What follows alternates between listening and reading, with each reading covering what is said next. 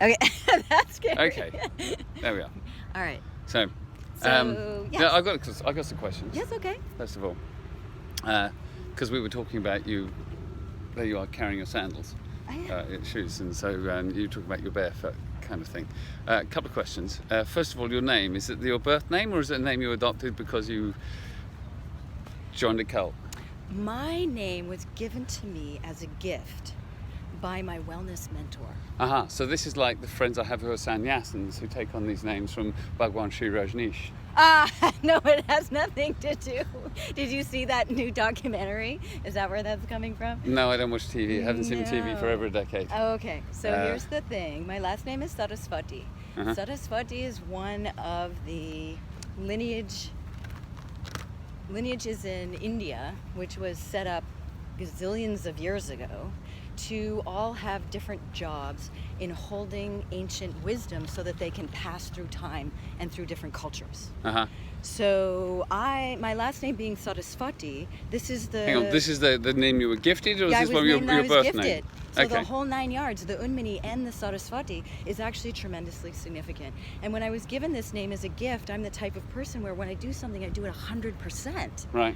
And so there was no way that I was going to, was I by day going to be Andrea and then sitting on the meditation cushion, I was going to take on another persona, or just hanging around with certain people?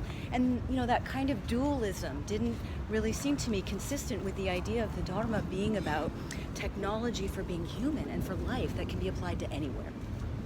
And I actually hated my name so much at first. Who did? I did. Oh, you did? I had a massive temper What did you give me tantrum. that name for? Yes. Well, get this. Couldn't you give me a better one? Well, get this. Exactly. And so then I knew, because of that resistance, that there was something fruitful there, that there was something that was going to teach me something there. Well, and so that helped me embrace it. Sounds to me like what I would call a spiritual challenge. Yes. So so in an exercise I witnessed, it was about choosing, as it was choosing versus deciding. Do you want to walk through this across this van? We should walk quicker. Well, because here's the thing. Anyone who tells you that they've given themselves their own, quote, spiritual name, it's not that I don't think that that's lovely. If someone wants to call themselves Shanti, which means peace, or different things like that, it's lovely, but it's very different than what I'm doing or what my name comes from. My name can be easily translated, Unmani, into meaning relax. Right. So I was given an antidote name. I was given a name that was insulting. Yes. I was given a name that basically said everything about the way you present yourself sucks, and just become the opposite. Oh, I was so enraged that I wasn't called like the beautiful effervescent rainbow that's falling off of the dew petal of the goddess incarnate. Yes. That's what I wanted, was validation for my spiritualness and how great I was as a person. You got a name that meant chill out. Isn't that awful? Chill out, honey. Yeah. And now I love it. Here I am 11 years later, and I can't imagine being anyone other than Unmani Saraswati. It was who I was born to be. Right. And my name is something that I treasure and I feel so much gratitude about, for sure. But your name is James Carroll. And what we're really here to talk about today is not me and my journey to becoming a happiness mentor, but your mission.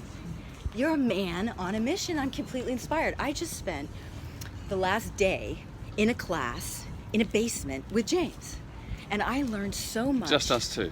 Well, and 5 other folks to keep it light, right? They're completely fine. Yes, there was at least 5, I think. But yes, it was a small class. Right, it was a small class, but this is very unusual. There is actually a reason for it that Mark informed all of us. But what I took out of that class was not only an inspiring tool in the toolbox for having a healthy body, which we know is incredibly important to having a happy heart, right? It's one of the main components: strong mind, healthy body. But I got inspired by the fact that James has such a purpose-driven, clear vision of exactly the change and the gift that he wants to give the world. And that's why we're here today, is for James Carroll to talk about his mission, his passion. Right. Photobiomodulation. Photobiomodulation. Yes. That's right.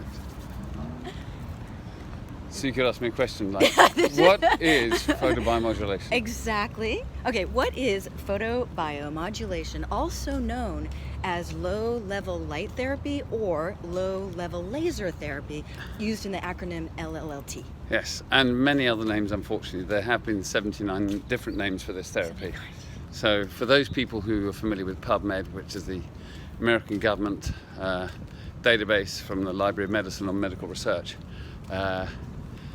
you have to type in 79 different names if you really want to find everything that's reported in on that database.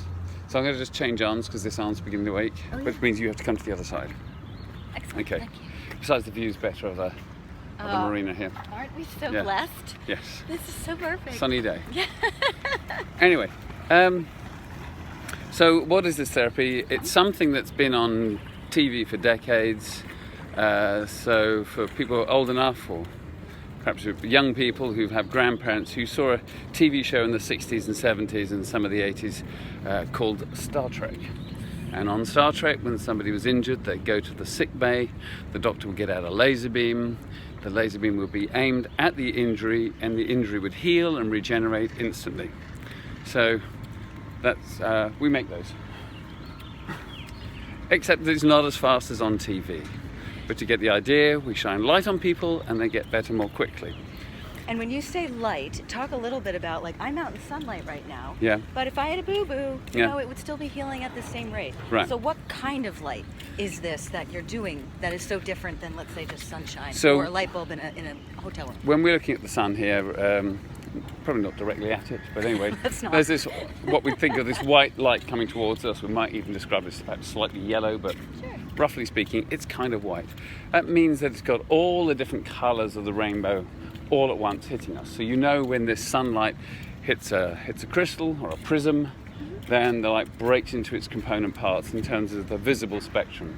And we can see blue, green, yellow, orange, red light coming out of the prism where white light was going in. Right.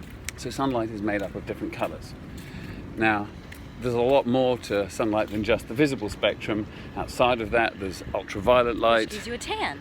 I Which- learned from you. Exactly. So it's the ultraviolet that you get tan from. That's right, but it also, there's sort of three parts of the UV spectrum, A, B and C, but it goes on down to the X-ray as being the next major band in the electromagnetic spectrum.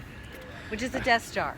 We don't want X-rays. X-rays You go on do not help you X-rays, heal. That and then causes it goes cell down to cosmic radiation, Right. gamma radiation, which is what's used for killing cancer, and then cosmic radiation, which are the big, scary, high-energy photons out there in the universe that hopefully don't make it through our atmosphere. Yes. So you do get some if you spend a lot of time in airplanes like I do. So it's a wonder I'm alive, really, no matter travelling time I do. But anyway, yeah, so cosmic radiation, gamma radiation for killing cancer, ultraviolet light, sun tanning, sunburning, potentially that can help cause skin cancer. But then we're in the visible spectrum. The rainbow. Yes, blue, green, yellow, orange, red. Lovely. Then we're getting into the near infrared spectrum, so that becomes a dark red that's hard to see, and gradually it becomes invisible to us as we move towards the infrared spectrum. Right. And then microwaves, and then radio waves. So this is the electromagnetic spectrum. The sun is substantially visible, but there are these other waves outside of it, either side. So we know now that there's a particular part of the electromagnetic spectrum which is good at improving our cellular function. Right. It's red light. Near infrared light is good too, not quite so good, but it does go deeper. That's near infrared, not infrared, but near infrared. Okay. And it actually enables chemical processes in our body, and specifically it works on the mitochondria, which are often referred to as the powerhouse of our cells. Their job is to combine the food that we've eaten with the air that we breathe. Can I ask one question? Uh-huh. So if what the lasers are doing, right, the Thor machine, Yeah. is giving you a spectrum that's in light outside. Yes, well, why we get is a that tiny again, bit. That my little You cud will- being out in the sun. Okay, so the light from the photobiomodulation is similar in intensity to the sun that I have on my hand here. Maybe more. It's not. We're not in the peak of summer, and it's not midday.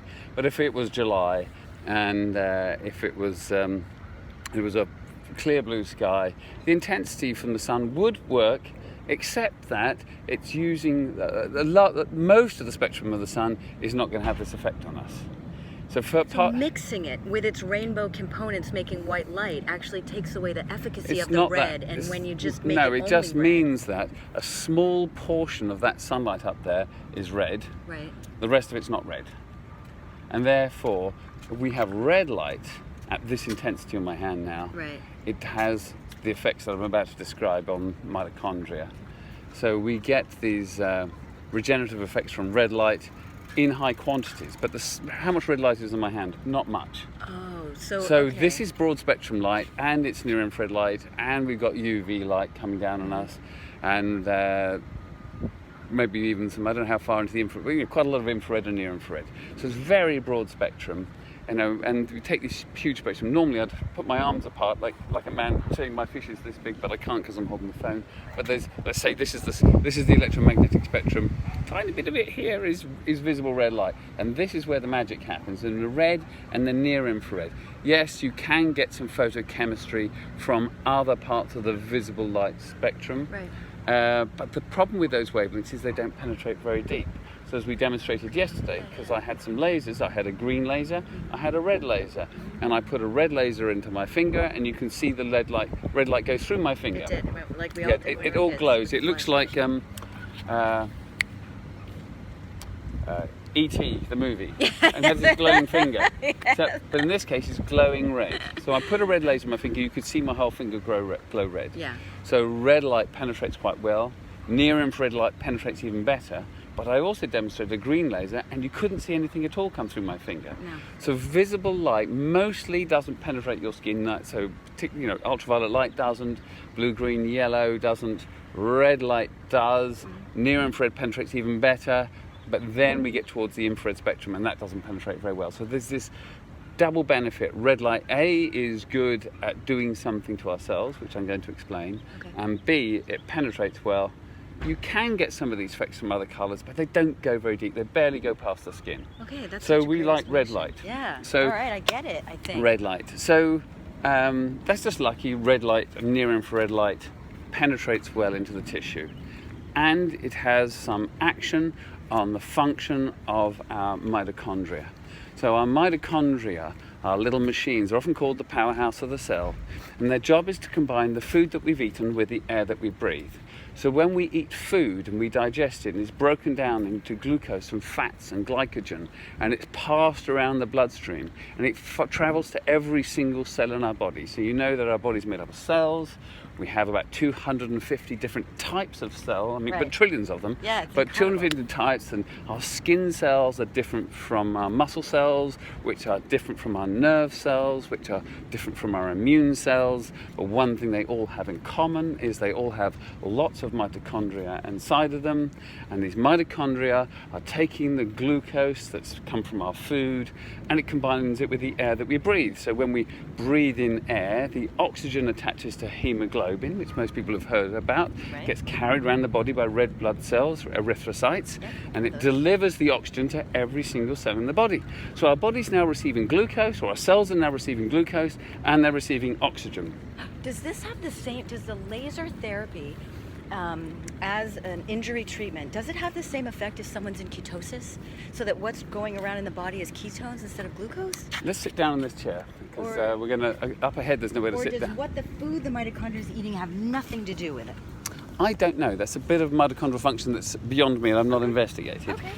So what we've got to the point where oxygen and glucose is being transported across the cell membranes into the cell. Now there's a process called glycolysis, where glycolysis breaks down glucose, and it breaks it down into something called, a little bit of ATP. The essential cellular energy is called ATP, the energy that every cell needs. So we want to focus on that, because so ATP is this thing that we want our body to just be replete with it, because this is like the slow down aging and quick fix for injury, and all of that is this powerhouse energy.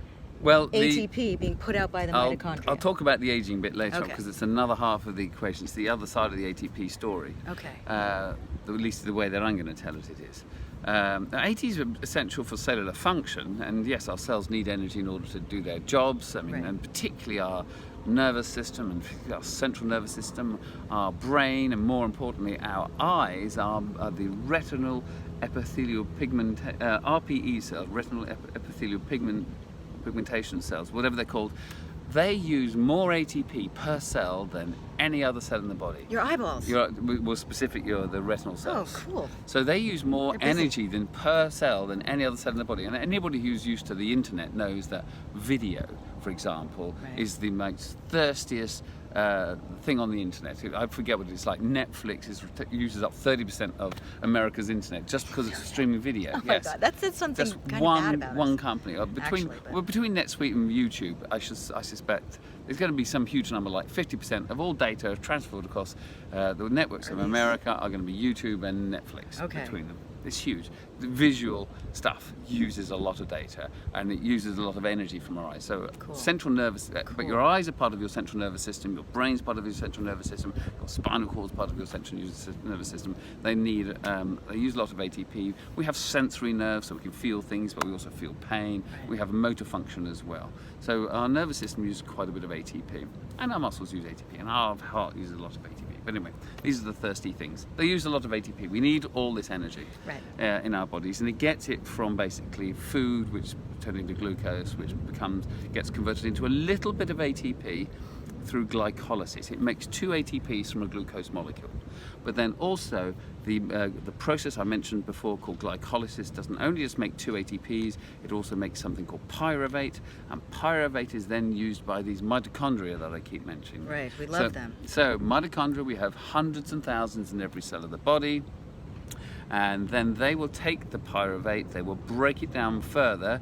There's a first process called the Krebs cycle. It breaks down pyruvate to 2 ATPs, another 2 in other words, and it also makes NADH and FADH. So a lot of us have heard about the Krebs cycle. For instance, I was talking about the takeaway that I had from your class yesterday with some friends over dinner last night, and I was talking about the initial basis of the process, and my friend said, oh, that sounds like the Krebs cycle. Right. So that's something a lot of us have heard about. Can you just kind of connect, if we understand what the Krebs cycle is, then how that fits into what the laser is doing? Like, is it ramping up our Krebs cycle? That happens in the next phase, which is the electron transport chain.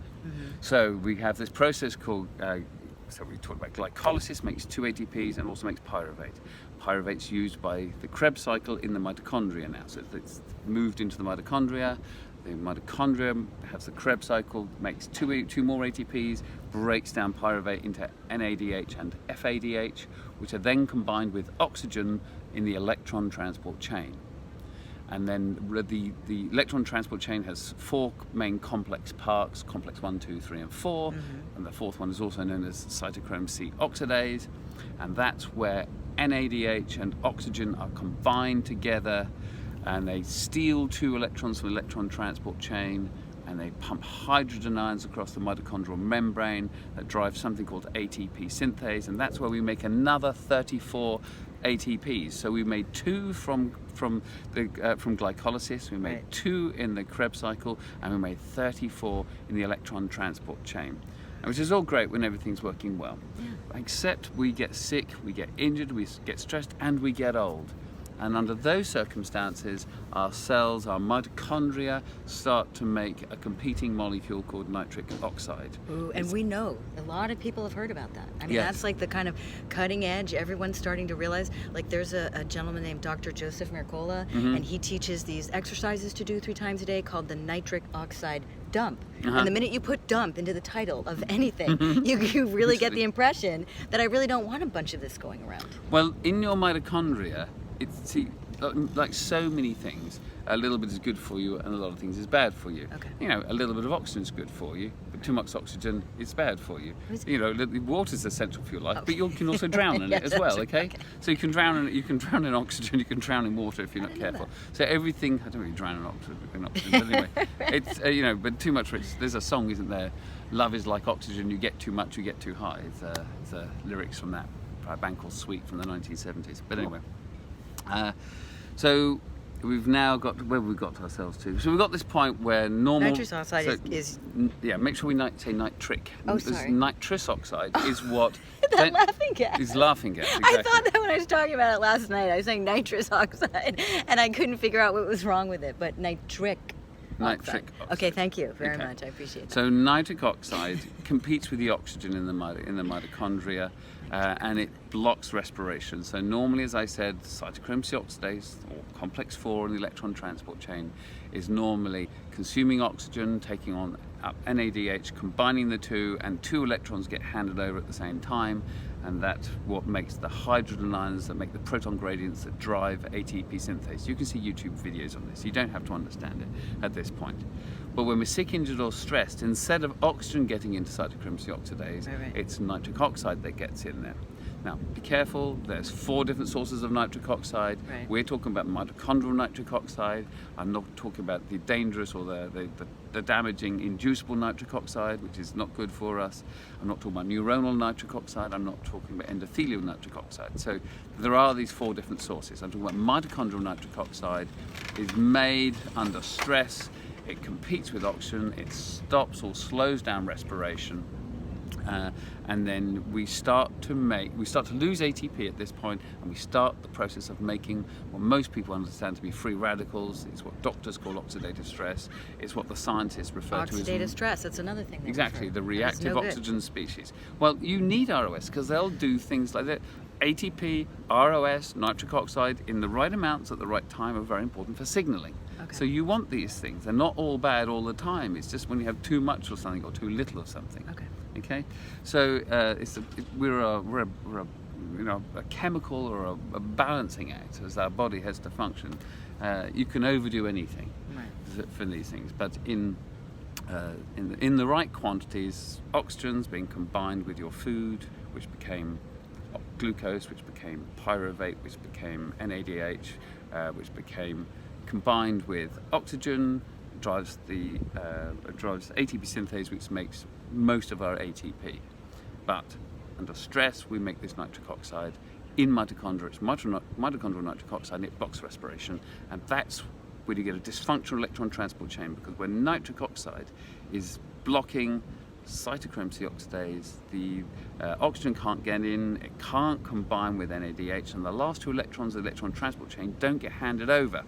And then the electron transport chain is now constipated, and that's when you start making free radicals, which in small quantities, and we do when we exercise, we make free radicals. I've actually read about that they say that if you there is such a thing as over exercising. Because you've overstimulated the free radical response in your body. Right, and so especially for people my age, I'm almost 46, they tell you to start dialing it back because having too many free radicals is very bad, and we get that, right? From a lot of different places. Free radicals, get rid of them. A little exercise is good. Too much exercise is bad for you. So the general rule in life for healthy living is everything in moderation. Moderation. We love that. Moderation in all things, except moderation. You need lots of moderation for that. Oh, excuse me a minute. That's just my trophy wife calling me. Oh, what excellent. Does that say on there? That says trophy wife. Yes, it does. Yep, that's a nice one. Let's see. Is it coming? Here, and wife. I'm just gonna take. I'm sensitive to EMFs, and so I'm just gonna. Proximity is hugely the thing for me, so I'm just gonna step away a little bit. And I think in some ways, I want to put this in context because I don't know about you, but almost so much of that science just passes over my head. But the thing that I really want us to take away in the Bliss verse is the idea of now we can really appreciate James's acumen, because we need to start honing our own wisdom and a sense of our own confidence in information sources. And so I love to hear James go on about these things, even though so much of it I'm not really digesting in a way that I can really utilize. But on the other hand, I really get the feeling that he knows exactly what he's talking about. So there's a saying, isn't there? In the land of the blind, the one-eyed man is king. So, thank you for the flattery, but there's people who know an awful lot more about cell physiology than I do. So, but in the world of light, I have some small advantages because I'm the one-eyed man. In the world of light, I know more than the blind people. But just remember, James, most of us, this is going to maybe be hurtful. but we really don't have the bandwidth to learn. So what we need to do is we need to find intercessor experts. Yes. Because if we talk to someone who's, let's say, a couple pay grades above your level of understanding about cellular whatever, they're 2 words out of their mouth, and none of us in the Blissverse are ever going to understand that or be able to utilize it. Right. So what the perfect thing that I appreciate so much, and I have so much gratitude for, and I know that people watching this video might have this same reaction of, thank you for doing your best to translate this complexity that those of us who just get up every morning and put our pants on one leg at a time and are trying to pay our mortgage and trying to make our car payment and take good care of our kids and everything else, we need people to just put it in the simplest terms, but with enough information that we can make smart choices.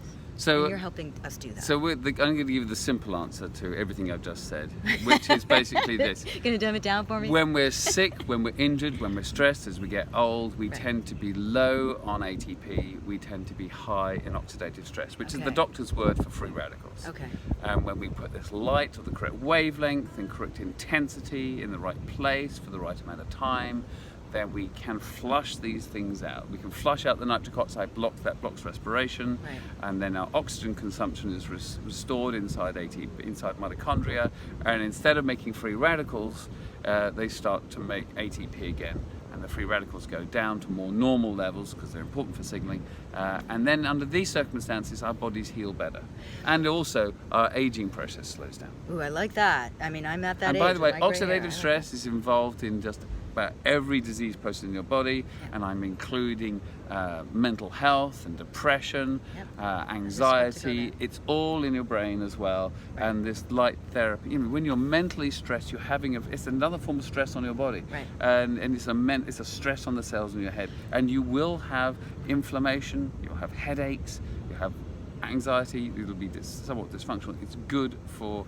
your mental health as well as your physical health. So let me see if I can connect a couple thoughts, and then you can tell me if this is right or wrong. So when I go to the doctors and I say, you know, I'm in the midst of transitioning my career, I have this going on and that, maybe my doctor friend says, you know what, Minnie, you're under a lot of stress. I need you to remedy that. I need you to work on the underlying causes. But between then and now, I want you to also care for your body being in a stressed state. So, you know, almost everybody we know, especially living in the US, everybody is so stressed out. We know that this is a problem. Is because the Thor Photo Medicine Limited Company has 2 ways of delivering this treatment to us. And so one, the Novo Thor, is a full body experiential, it looks like a tanning bed, you throw your whole naked body inside and you sit and you get this light therapy, right, to the whole body. And then you have, all right, I have an injury, I was playing football, I sprained my ankle, and now I need to go to my person who has the Thor desktop model where you actually have a wand, it's a concentrated thing where you're treating just certain parts of the body with this focused treatment. So if, let's say someone is like, I am so stressed out, one, that bed sounds like a remedy that might actually, that you see like the cascading effects of improvement in your mindset and your mental health and everything, because what you're doing is you're breaking up the oxidative reaction that stress gives you. Yes. Does that sound?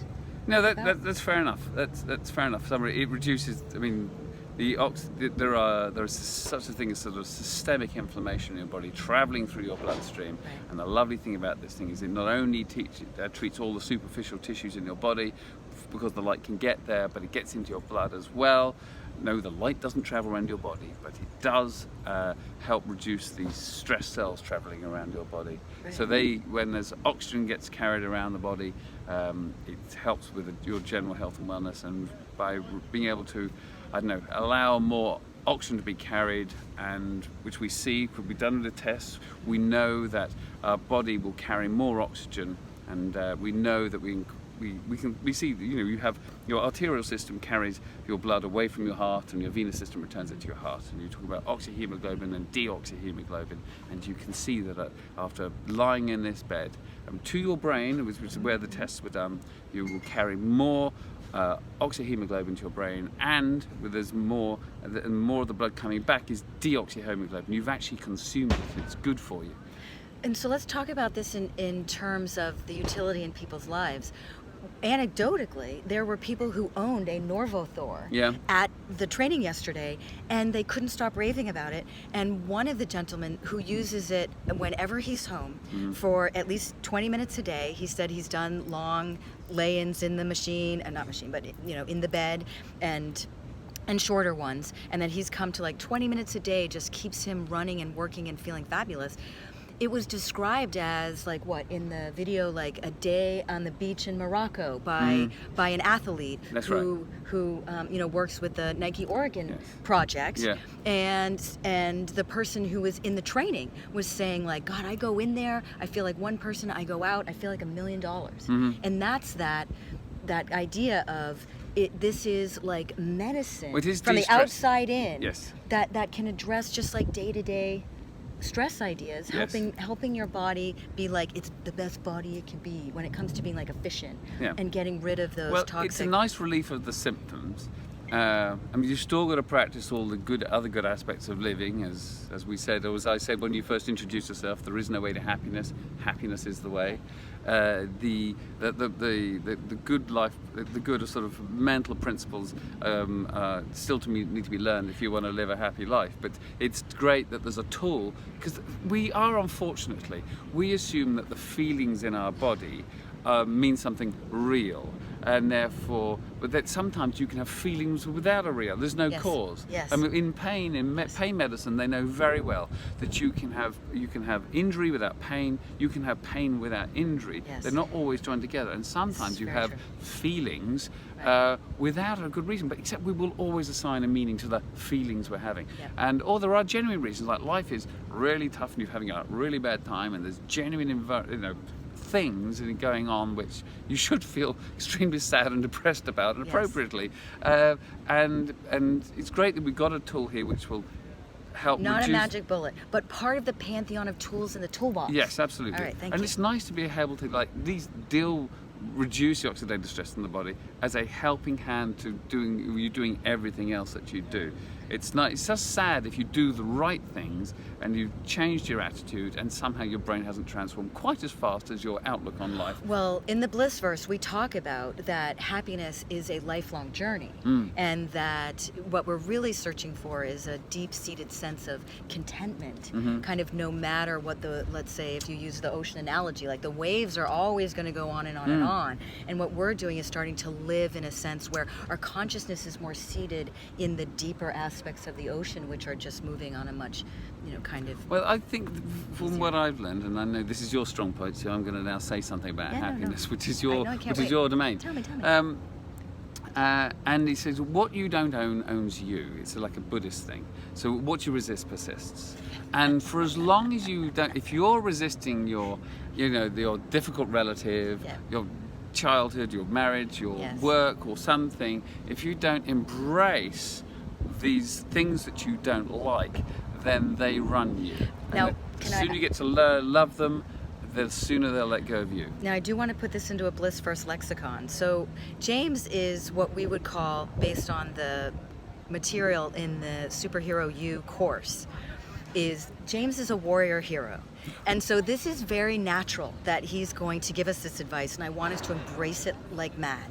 But we do acknowledge here in the Blissverse that the majority of the population are villager heroes, and that some of, when you have an experience of life that is more hesitant to embrace pain and difficulty, that in the Blissverse here we're working on gently going at things maybe tangentially, and not having that same expectation that someone's going to bite off everything that you resist right away all at one time, because it has to do with digestibility. So we're working on getting our digestion up and running, but that puts the work that you're doing into context. As a warrior hero, you're out here using the power of your personality to help change the world. Yes. This is your mission, right? Yes. Is you want all of us to understand that, hey, I'm stressed out. Now I know that I also have to change my life. I know that I also have to eat healthy. I know that I have to sleep 8-9 hours a night ideally. I know there are all these aspects to being healthy. But here is one tool in the toolbox that if everybody had it, access to it, knew it was there, that this could really substantially change the average average everyday person's experience of their body and therefore of their life. Yes. And this is your mission. It's for everybody to know about this. Yes, use it as part of your eternal life program. Yeah. Yeah. Do you like that? I can't promise you're going to live forever if you lie in a light bed for every day forever. You still got to eat well and have a good attitude. So having a happy heart is about enjoying life now and here, kind of irrespective of what's arising. So I'm the average everyday person, and now I understand, look, if I can find someone who has a Norvo Thor bed, like there's a place, if you live at all near Newport Beach, cryo something, like if you googled cryotherapy in Newport Beach, you'd get this place. Yeah, they were called Mojo. Okay, Cryo Mojo, I love it. Yeah, I love it. That's so their cute. name was Mojo. They're in Newport. But there's a few around there. In that sort of south of LA, between here, somewhere in the middle between here Marina del Rey, Los Angeles, and San Diego, but somewhere in the middle there's a few of these, and of course in Los Angeles as well. There's some in Beverly Hills. There's a few as well. Right. So they're in because right now we're all over the world. in LA. We have a map. Yep, they're all over the world. And I looked at the map, and what did I feel was an intense disappointment that where I currently live in Oakland, California, is this empty blank space. Yeah. And so I'm thinking that I always want to support people's mission, people who are purpose-driven, to help use the power of their personality to change the world for everyone for the better, to share in their life energy, right? So that all of us can benefit from that. I always want to support people, and I'm thinking now I have to become a Thor fan, and I have to start working with getting that up in the bay. Yes, you do have to. Yes, I know, and that's what's going to happen. So the average Joe, right? Maybe someone's watching this in 2022. Right, your mission has just flourished like crazy, exponentially. People can just look on the internet, they can go find a place. So this is a tool in the toolbox for mitigating everyday stress as you work also in other areas to do that. Now when it comes to, because what you were talking about too was that desktop therapy version that people have to be properly trained. It's actually scientific enough that certain parts of it my brain just had to kind of gloss over because I gave myself the intellectual escape that I am never going to be treating someone with this laser, so I do not need to completely understand it. But when people are properly trained, it can be anywhere from a regular MD doctor, down to a person who's even down to a massage therapist. Right, massage therapist, and the Thor company does everything to facilitate the highest professional skill set whatsoever with the support that they give professionals who get this desktop. Now this is different because this is, I've been playing in a football game, right? I played defense in football, right? I'm a huge soccer. Oh, absolutely. Yeah, it's checking, because I know I'm talking to an American. Now, do you like footy? Well, I used to, but it's not high on my list of things to do at the moment. I can still kick a ball. I can't stop playing. I love it. Okay. I'm addicted to it. And so let's say I sprain my ankle. So then what do? I go on the internet, I look up Thor. Thor Laser Therapy. Thorlaser.com. Right. You go to the website, and on the right-hand side of all the toolbars there's one with treatment inquiries. Treatment inquiries. And you click on that under treatment inquiries, and then you can ask us to find you your nearest treatment centre. Okay. And that's for the handheld system where you go. And now, if you said we asked you, do you call it handheld? Because I've been calling it desktop. It's a desktop system with handheld handpieces. Oh, okay. It's a desktop system with handheld probes. Okay. And that is but it will travel easily because I saw people putting it in their little. So your vet can use it to come to your house and for your pet. Well, the reason we ask people what kind of therapy do you need, because we don't want to send somebody who needs dental care, right. Or treatment in the mouth to somebody who treats feet, right. A podiatrist, and we don't want to send people who've got a pet they want to go for therapy. Right. We don't want to send them to our oncology customers. Right, and so that's real heavy-duty symptom orientation, where there was a woman in the video who had fibromyalgia, and she was doing the Novothor bed, that's right. And she was just like, whoa, this has made such a huge change in my life. And so we know it's not that symptom orientation that the bed's not helpful, but if I've sprained my ankle, I go to someone, I want them to treat my ankle, and that's where you're getting into the desktop handheld. Yes. And you're like you were saying, your podiatrist can be doing that. Talk about the eye, because my grandfather had macular degeneration. Okay. And so I got tears. You know how it is. I mean, I saw my grandfather suffer with that, being blind in the last years of his life. And of course, like you said, never learned Braille, even though we pushed him to try to do it. You know, we did all of those things, but when you're, What was he, like 70 years old? No, he was like in his late 80s and then his early 90s. And he Yeah. just was like, forget it. Yeah. And just watching how it diminished his quality of life. Can you talk a little bit? Because this is, to me, there's an analogy for people to understand. If I want to treat certain things, then we have this modality which is going to really get in and deal with it. And what's the I thing? Okay, so age-related macular degeneration is the leading cause of blindness Is in that the dry developed one? 'Cause world. I didn't know about Well, dry I'm going and to talk wet. about both. Okay, because I didn't. AMD, age-related macular degeneration. Right. It's in two forms. It's in wet and dry. Right. But it's between the pair, they're the leading cause of blindness in the developed world. And so in the United States at the moment, that means there's about 12 million people with a diagnosis. Jesus. And 90% of them have the dry form and 10% have the wet form. And the wet form is treatable in as much as it was slow progression by having these very expensive injections in your eye every month. No, I don't want that. Yes, exactly. Slow progression. But for dry. But for dry form, there's no proven effective treatment. So I know some people believe that Until now. Until now, but they believe that sort of high vitamin if I'm in America, supplements might help slow progression, but this light therapy treatment will actually improve your visual acuity and stop progression. Well, so far as we know, we've done several small pilot studies without placebos. I guess it's about 160 people must have been through that already, and now we're in a proper randomized controlled clinical trial in a hospital system, and then we're running another 8 trials across the world to prove against placebo that this treatment improves visual acuity and stops progression. I'm so thrilled. So- Because my mom worries about it. She goes, once a year at the age that she is now to have, they dilate stuff and they look at things. And one of her major fears, because she watched her dad go through it, is I'm going to end up with that. And now what do I get to say to my mom? It's genetic, yes. I get to know, and I get to say, like, Mom, look, Yeah. you just do this Thor thing where you stare into right. it and then boom. That's right. And before long there should be treatment centres. So our product for treating the eyes is called Lumithera. Okay. So this is the Lumithera. product where we're trying to get this into the hands of every ophthalmologist and optometrist in the world. We're trying to get our handheld systems into every department of every hospital in the whole world. Agreed. And we should have these light bed treatment centres on every corner. I agree. Basically, we're trying to rival Starbucks for the number of treatment centres in the world for this. It's already being used by many sports teams, but so far we've got 3,500 of the handheld systems in hospitals and clinics across about 50 different countries in the world. Wonderful. We've got the Nova Thors in about 70 locations. So far, that's still getting started. 71 when I get back to the Bay 71 when Area. you go to the Bay Area. Start talking to Yes, people. yes. So it sounds like a lot, but it's been, in terms of treating the whole population in the world, it's small. Yeah. So I've got my goals, as you kept saying, lined up. And so what it's a bit like a New Year's resolution, but it's a lifetime resolution. So my personal mission now is to have this therapy established as a first-line medical treatment for 100 different diseases in 100 different countries, because every country has their own guidelines for what medicines are available for people.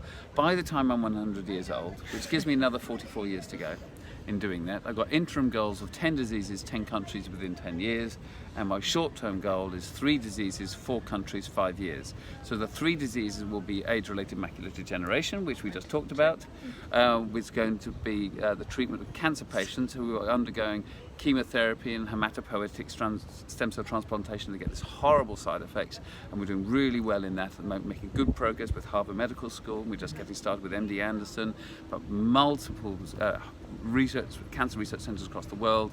In the UK, we've just got notification. It looks like they're about to make it a first-line medical treatment in Great Britain shortly. We're that close in the United States. Blue Cross Blue Shield and now declared it to be medically necessary for cancer patients.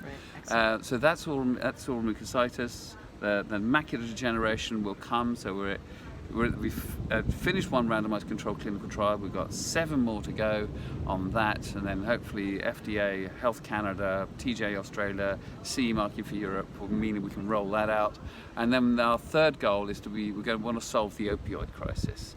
which isn't just in America. Most countries are solving it, have this problem, and so we've got some goals around that as well. Yeah. See if we can get that done. So 3 diseases, 4 countries, 5 years. That's fantastic, and I can't wait to do the tiny part that I can do to support Right, yes. that mission. And 1 in Oakland. Exactly, and that's so beautiful that you're using your life as a way to help all of us benefit. I mean, it just brings tears to my eyes to understand that you didn't have the easiest road to this path. No. Did you? Do you mind just maybe sharing a tiny bit that you feel comfortable about? How did you develop this purpose-driven life where you're out here trying to... Well, it's kind of two different questions, but I mean, I think maybe one of the parts you're alluding to is I left school at 16 years old with almost no qualifications.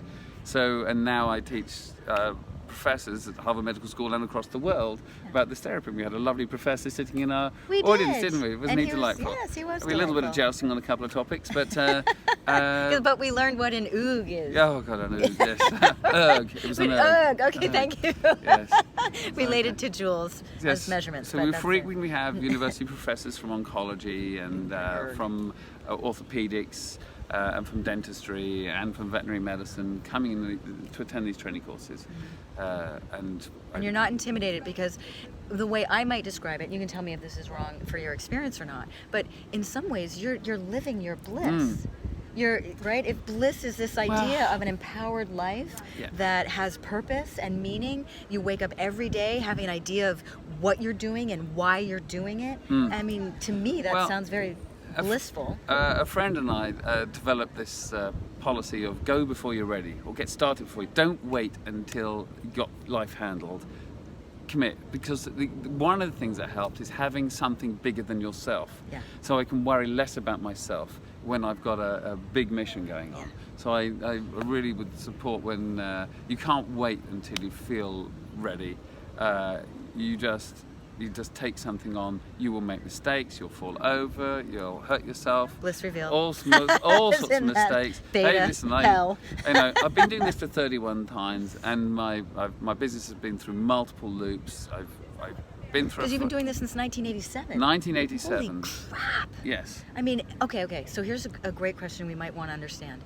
So there's this mission, there's this clarity. You've been hacking just away at this with all the power of your personality since 1987. With no knowledge on mitochondria or intracellular mechanisms. Learning as you go. As you go. Right? What did you do to feed your soul when you would hit up against roadblocks, or people that didn't believe in you, or when you thought, I'm never going to reach my goal? Like, what are if you don't mind sharing with us just anything that comes to mind that you do to keep that purpose-driven life rolling on in a healthy way without it letting consume you and make you rigid and tight? Because James is very funny. It's hard to give any. There's a little bit of. I'll take two different things here. I think I'd like to quote Malcolm Gladwell, who wrote a lot of excellent books. Blink. He is famous for doing one called The Tipping Point. He did another one called Outliers, that kind of thing. So I met Malcolm. He gave a presentation in London, and I went up to speak to him afterwards. And the summary of his book at Outliers is like people who are like statistically outside the normal realm, so like you're not normal kind of thing. The statistical outliers is what it's about. And one thing he said, there were 3 things that made people statistical outliers. One of them was that they tended to overcome something, a disability, for example. So I'm a self-diagnosed dyslexic. So as you said, I left school. I didn't have any no substantial qualifications. So overcoming that, and overcoming dyslexia, or overcompensating for dyslexia in some other ways, a common thing that happens in entrepreneurs, for example. So overcoming something, a challenge, a life challenge, a disability, something, is usually a common feature in it. Another factor is that he talks about, everybody misquotes this, everybody talks about 10,000 hours practice makes you good at something. He qualified that a bit better. He said it's 10,000 hours deliberate practice. He's like, you and I have walked for more than 10,000 hours in life, and we're not Olympic walkers. Okay, we don't win the Olympics at walking. You have to practice 10,000 with a goal to being. Can I the share Olympic something with you? Go on. From an ancient yogic perspective? Yeah. It's 100,000. Okay, it's 100. Okay. And I do feels like I've done my 10,000 hours, and I would agree. I feel like I'm only on the early part of my path, kind of thing. And the other thing, which is always staying fresh and new, always keeping a learning curve. Well, but the goal is just keeps moving away from wherever I am. Not like it's doing it to me, but my ambitions are growing as well. I mean, didn't have this 100 disease, 100 country, 100 by the time I'm 100-year-old plan 31 years ago. It's something I wrote down with some support from others. And by the way, I have to underline how important mentors are. Choose mentors. Choose lots of mentors. Choose great people. Good, great, successful people want to help, and they are happy to hand stuff over to you. Choose good people. Be around good people. I've been so blessed with teachers. Yes. Just so blessed. So but it's a matter of choosing them. And go get them and so adopt mentors. They don't mind adopting you. Yeah. And yes, and they're good for a year, 10 years, or whatever it is, and you will go through new ones. Yep. But choose mentors is an important thing. As part of that. So I've been lucky in that I've listened to good people, had a lot of wise advice. And then I suppose, going back to Malcolm Gladwell, he said, the 10,000 hours, deliberate practice. Deliberate practice with a goal to achieving what it is you want to achieve. Yes, I went out and made a lot of mistakes. I didn't know what I know, and I've only learned it by being in the game, really. You learn it, you go before you're ready, you'll learn it on the way, you'll learn to fly on the way down, the kind of thing. Agreed. So the 10,000 hours deliberate practice, there's the that was the other the thing. first step that you take on the longest journey forever is the first step, or whatever that aphorism is. Yes. That I'm misquoting terribly. Yes. But that's what I'm hearing you say. Is that part of that? Yeah, we'll get started. Yes. Yep, Don't wait till you're ready. Take Okay. the first step. Yeah. It's the most important thing. I'm trying to get to the 3 points that Malcolm Gladwell said. You need to be overcoming a disability, overcoming a life challenge. Let's call it, for want of a better word. Whatever it is, I don't know whether it be you've lost your family or you've overcome something. It can be a physical challenge, that a mental you're self-diagnosed challenge. dyslexic. Self-diagnosed dyslexic. Now I understand. But in the 60s, I was born in 1962. I didn't know in the 60s that children were diagnosed with dyslexia. Well, I will tell you that I have something called numerical dyslexia. Okay. And this wasn't diagnosed until I was in college. All right. Because not every dyslexia is the whole you see all the letters inverted and you just can't see anything. They now have done so much research on that there are different ways that your brain can slightly misinterpret information on the way. And so I compensate so well. And it actually makes me test well and everything else, but I can't really add or subtract or use numerical values. I can't understand mathematical abstractions. Like I was so confused trying to find my hotel room that I had to go down to the bottom and they had to actually say, here is your room, these are the numbers. Yes. And I don't feel any shame. I said, does this happen often? And she said, no, I've only had this happen once, and it was someone who's really old. Yeah. And so, yeah, I do think that a lot of us, do you find that it helps give you empathy for if people, come at you with their vitriolic or things like that your own challenges that you've surmounted? See, because I see people who sort of attack my mission or things like that as not having had that experience that they had to overcome. Right, that I feel a sense of gratitude for all the challenges that I've had, because I really truly believe. And you have to go through them. And by the way, that's another important thing, is when you come up against what appear to be insurmountable things, and you sort of feel like you're breaking your skull on a brick wall sometimes, or whatever it is. But this is taking on things that you don't know how to do. Finding ways around problems, solving problems, overcoming, are so important for learning. And there's nothing better than having a breakthrough, a spiritual breakthrough, an academic breakthrough, some kind of breakthrough. Because once you've had your first significant breakthrough, then you can get another one, and it's tough.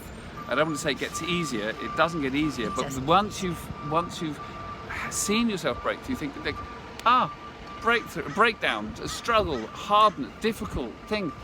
Great, another opportunity to break my head on something, but I know that on the other side of it, because when you get through the other side of things, you're so much the better for it, and therefore hard, difficult, challenging things are less intimidating. They're not nice to go through, but it just means that on the other side, life continues to get better every time you break through something, and it's worth doing.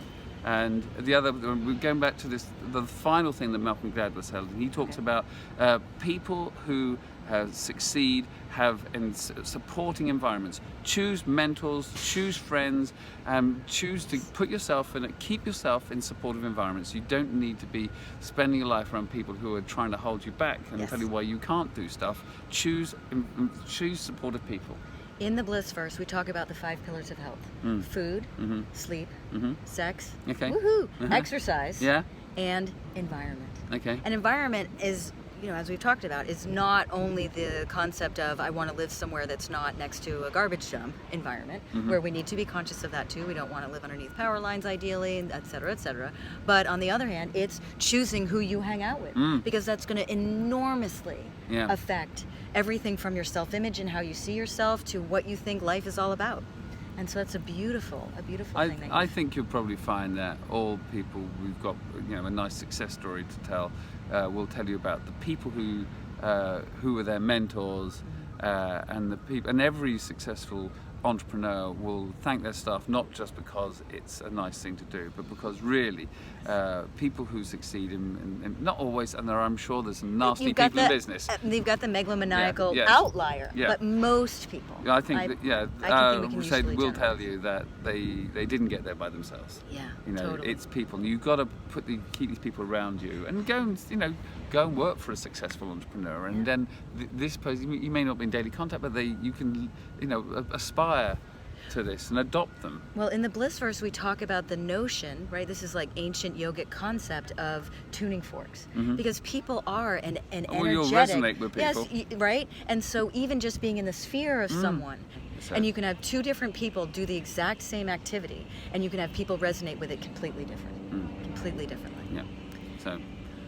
So there we go. Yes, and thank you so much for sharing your mission and some of the ways that you are orienting towards what I would describe as having a blissful life, and giving All us. thanks to my trophy wife. Well, thank you. Did That's you- so sweet. did Yes, it actually says on his phone, "Trophy wife." That's right. Which is very, very Yes. kind. And also giving us a tool in our toolbox, so that as we put together, we need to be in the U.S. I have this thing in the Blissverse that's called the cult of the white bathrobe.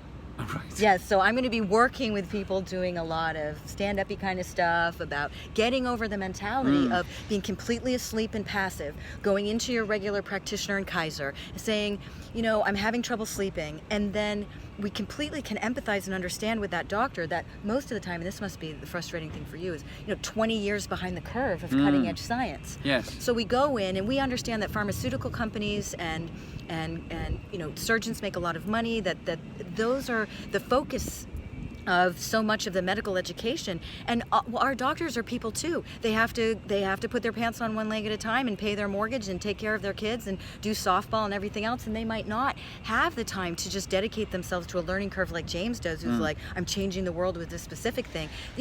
General health practice, again, it lags behind for reasons that we can empathize with and reasons we can understand, but that doesn't mean that we automatically have to fall asleep and be passive in that relationship with our doctor. We want to start going out and gathering all the tools in the toolbox that are available, from what food to eat, what supplements to take, how to conduct our lives, and what's the EMF load in our house. And now we have photobiomodulation. Photobiomodulation, PBM therapy is it's going to be. This is the shorthand therapy now for that. PBM therapy, photobiomodulation. Yes. And thank you, James, for all your hard work in the world. Just getting started. Can we hug? Oh, we can. Hey, this is so fun. Okay, bye. Love you.